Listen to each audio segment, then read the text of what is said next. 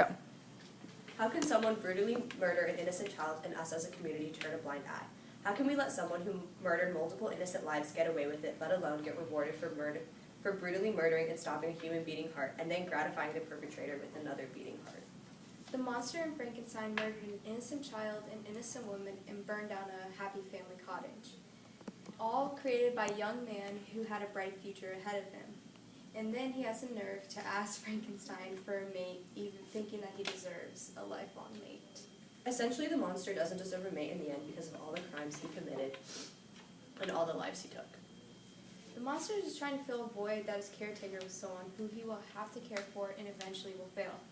He is starting to believe that since he was created ugly compared to everyone else, that he should be treated better and everyone should owe him.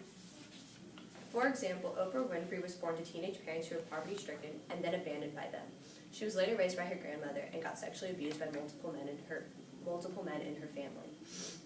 She was then impregnated by one of her relatives and had a miscarriage. She didn't let this impact her as a person and took a positive standpoint on life. I believe that Frankenstein should use operant conditioning with the monster, in which the learner is learning based on consequence, and then he will then transition into omission training, which is when a desirable event is ended or taken away from, and that will result in the monster learning from psychological techniques.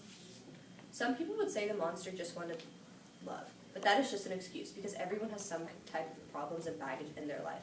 Why can't the monster realize all the harm that he has caused and instead of thinking that he deserves more than he actually does?